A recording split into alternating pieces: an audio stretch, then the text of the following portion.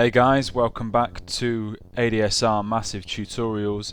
Make sure you get yourself subscribed to our YouTube channel if you're not subscribed already, youtube.com/ADSR Tuts, just to keep you in the loop with all the new tutorials we're doing on Native Instruments Massive. And we're starting a new feature this month focused on making Reese sounds and kind of dark bass sounds using Massive. I'm going to start with this tutorial today showing you how to make this bass sound.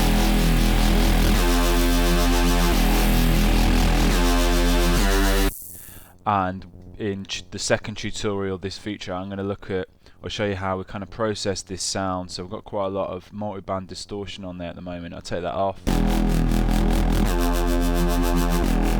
Hear what that's doing to the sound. So, but it's quite a deep sound, quite a complex sound. So this tutorial is going to be focused on making this sound. We're also going to be looking at key tracking quite a bit in Massive. So hopefully this is going to help you get your head around the key tracking features that are available in Massive and kind of give you a better understanding of various ways of how to use a key tracking. So this is the bass sound we're going to make.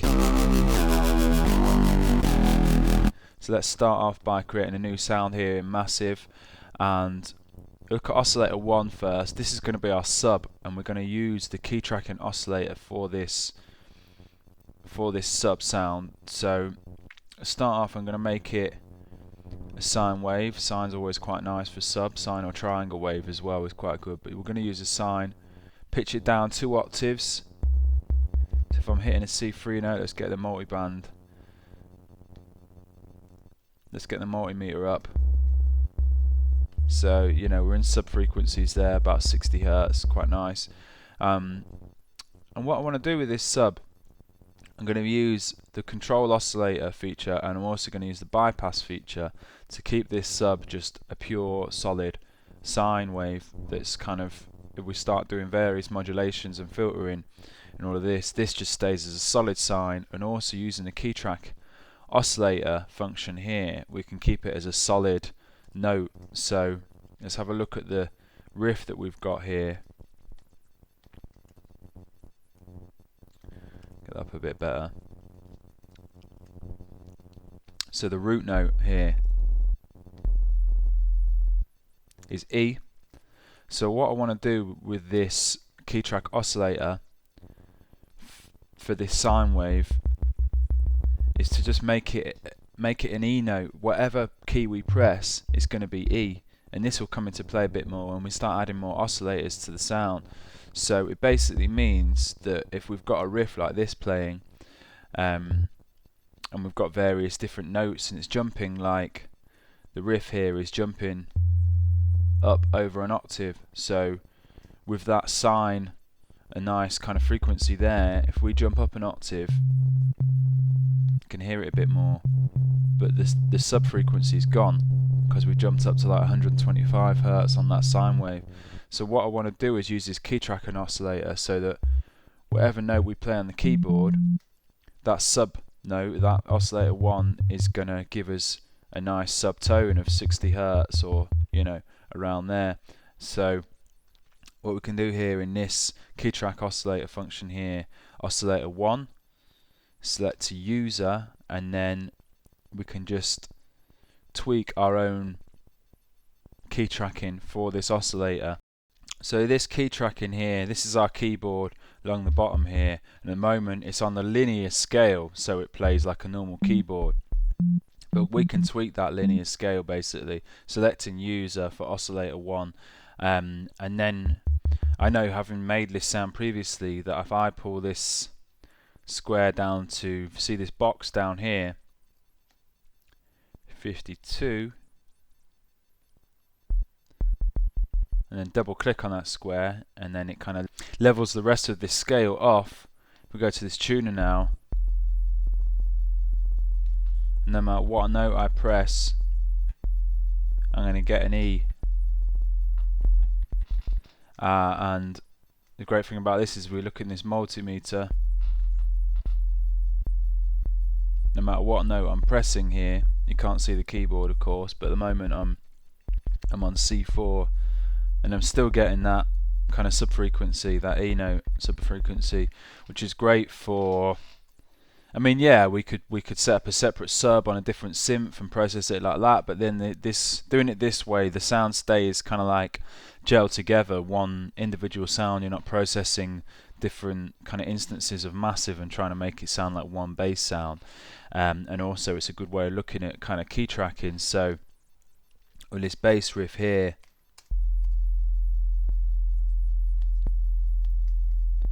no matter how high we go up the scale, word.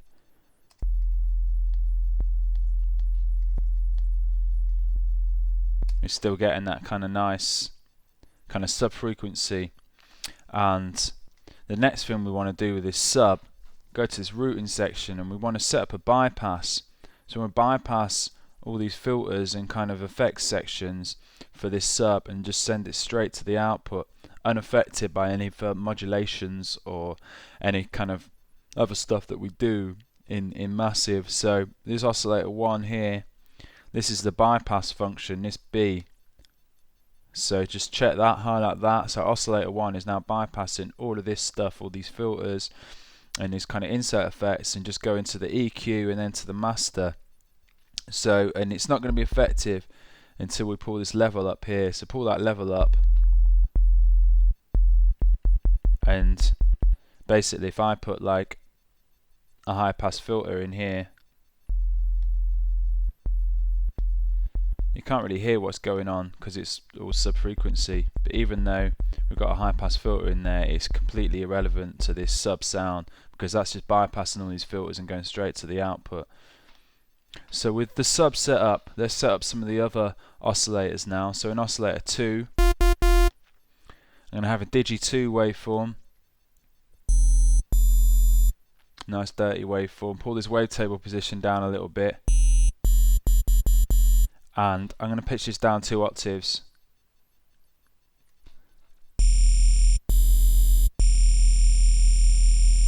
Nice dirty kind of like wavetable really. And I'm going to route this, both oscillator 2 and oscillator 3, I'm going to route to filter 2. So pull this slider down, turn on oscillator 3 next. This is going to be a rough math 2 wavetable. Again, pitch down 2 octaves. And I'm going to change the mode to bend minus plus.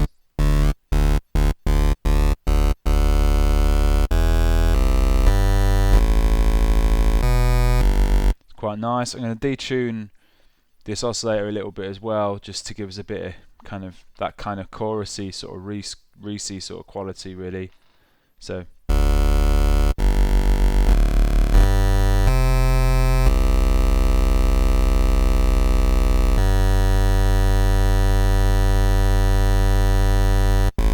yeah, about 0.15, 0.16. So now if we kind of loop this riff and look at this multimeter here,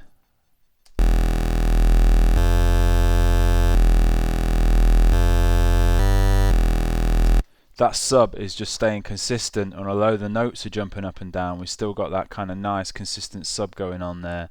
So let's move over to this filter section. Actually, oscillator 3, route that to filter 2, and put this mix slider down here to mix 2. And in filter 2, I'm going to insert a high pass filter. So if I mute oscillator 1 for now, turn off filter 2. Getting quite a lot of kind of weird sort of sub frequencies off these 2 oscillators, and I just want to keep that sub frequency kind of range. I just wanted that low kind of up to 80 Hertz. I want that to be reserved for this kind of nice sine wave sub that we've going on. So with these 2 oscillators, I'm going to insert a high pass filter.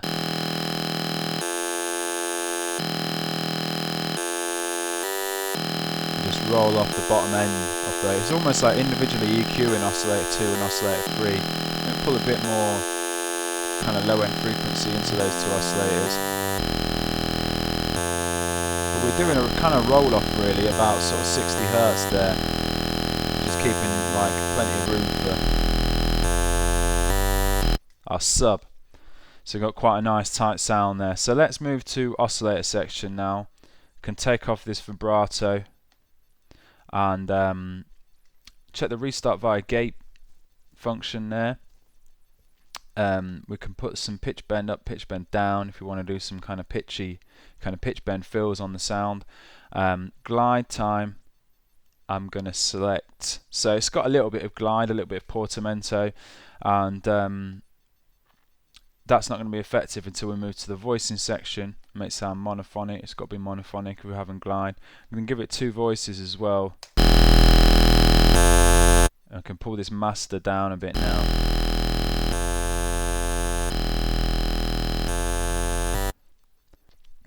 So we can rough up the sound a little bit further here, turn on this modulation oscillator and go to the phase mode, and we're going to affect oscillator 2 with this phase mode. So it gives it quite a dirty sound. Pitch this down 2 octaves as well. And then let's just take this kind of volume control for this phase mode. Let's take this right down.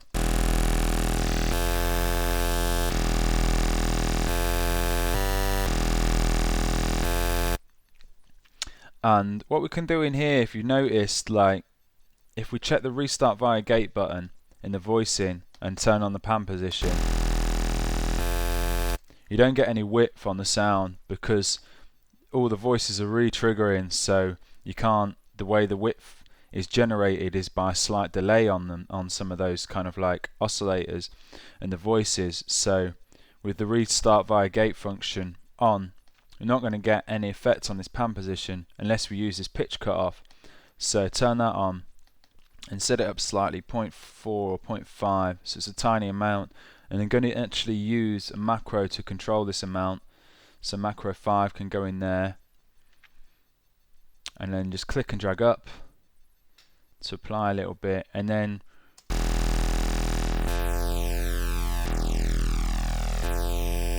by applying that kind of that unison spread on the pitches, we're actually getting slight inconsistency with the kind of voices, which means the pan position is now effective. And if we want a wider sound on this Reese, with this restart via gate, with the phases re-triggering a nice consistent sound, we still get that width in there. So that's set up on the macro if we want to use it, uni width. So the next thing we want to look at really is maybe getting some nice movement on the sound on these 2 oscillators. So oscillator 2, this wavetable position, it's going to be quite cool if we modulate that, and also wavetable position of oscillator 3. So let's start here with oscillator 2, and let's use an envelope to control this or modulate this wavetable position. So envelope 2 here, and what I'm going to do is the trigger 0 reset, so we get a kind of re-triggering envelope for this sound. So each new key we're going to get that same envelope. So but is to tack off to about halfway, and decay keep about halfway, sustain about halfway, and the release can stay the same as well. And then just click and drag the crosshair, this envelope to the first modulation slot on the wavetable position, click and drag down. So now we're going to get this wavetable position is going to sweep round. So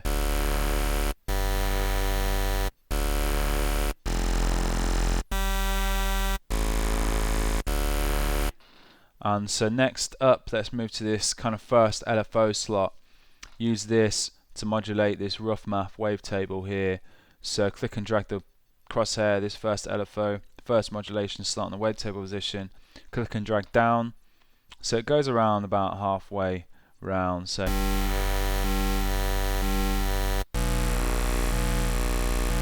quite a nice sort of modulation. Let's control this LFO a little bit more here.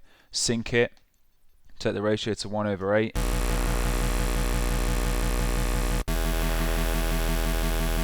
And let's move this X-fade curve, so we're getting more of a sine wave on the LFO, a little bit of the sawtooth, but more of the sine. And tweak the envelope a little bit here.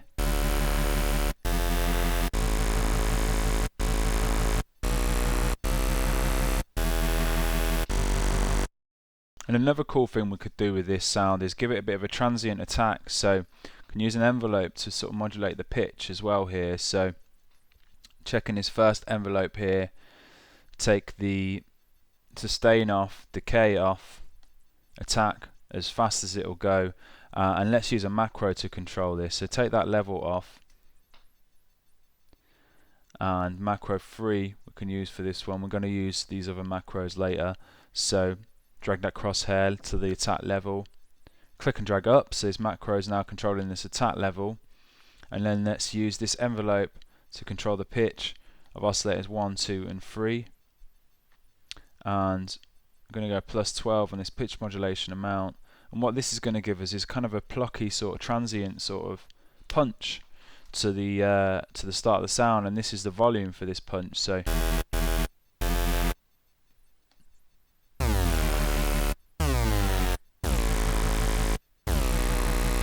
set our decay time to kind of apply that punch. So decay can be about a quarter of the way up.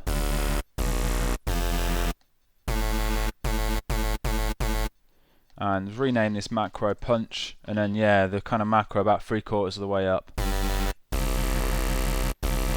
And with that LFO we can actually, it sounds cool, but what we can do here is you can use this internal envelope, so we don't have the LFO sounding on the kind of transient attack. There's a slight delay on the LFO kicking in, so you can use this internal envelope to control the amp of this LFO here. So drag this crosshair over to the amp of this LFO, taking this amp down, so now the volume of this LFO is much quieter, affecting this wavetable. And what we can do with this internal envelope is make this kind of amp level go like that. So click and drag up, back the attack off a little bit.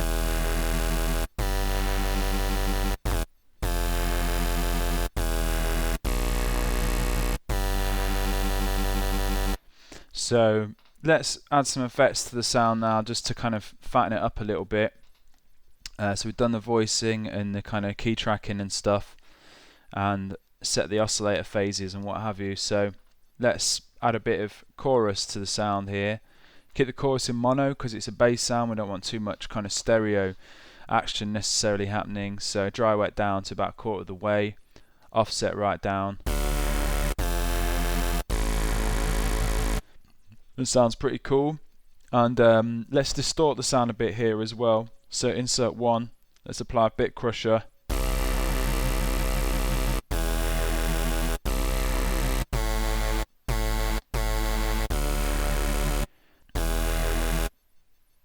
And in the routing section at the moment, insert 1 is after filter 1. Let's, with having sent oscillator 2 and oscillator 3 through filter 2, we want it kind of down here really, so it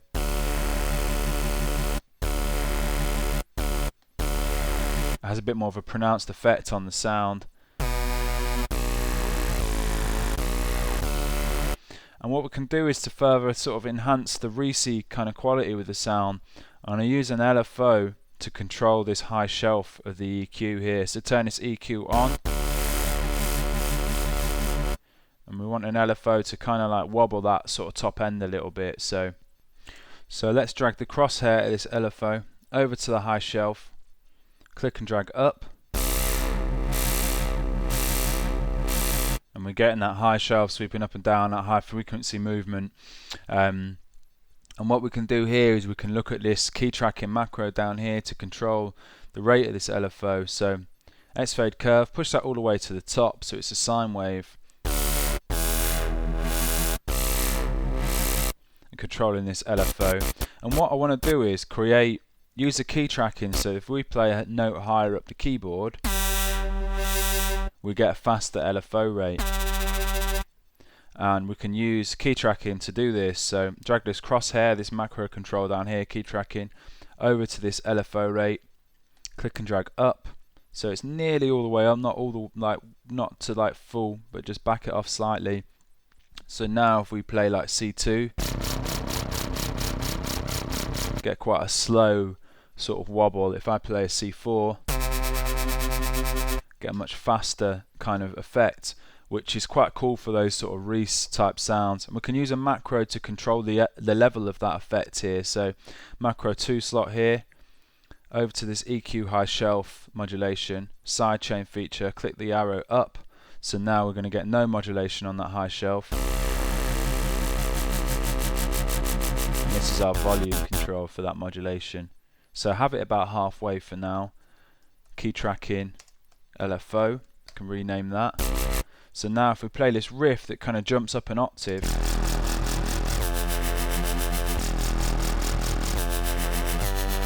we're getting that variation in the LFO rates just happening automatically just by the sheer fact that the notes in this riff are quite spaced apart. So, and it's a great effect on the sound. So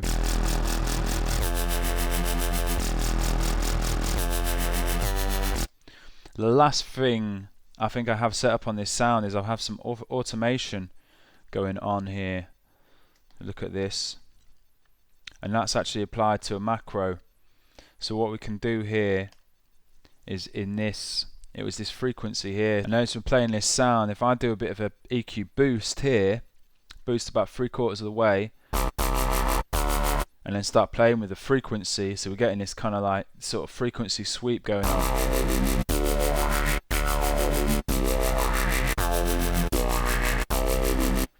So pull this frequency down to just below kind of 1/4 of the way up. Drag this first macro over to this frequency modulation slot, the first modulation slot there. Click and drag up, so it's going around, so it's around there, so it's kind of just below the U there. I'll put it down a bit more and have a bit more of a pronounced effect. And then this is the automation for that frequency, this macro here. So if I rename this frequency sweep, and then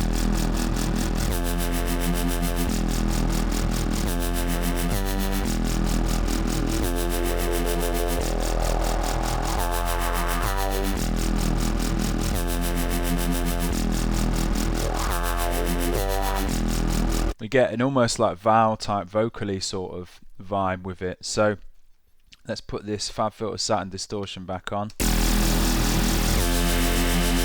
Makes it really dirty again, and just give it another spin with a loop.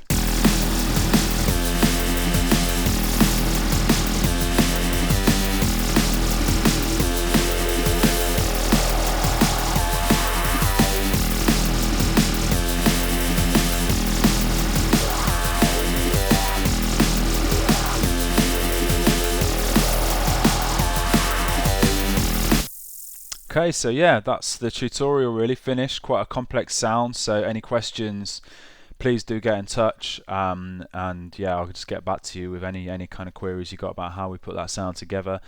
Make sure you come back and check us out for part 2. We're going to be looking at this kind of processing this sound using multiband distortion and some kind of sidechain filtering on a sidechain kind of input, really, to just sort of duck the sound a little bit.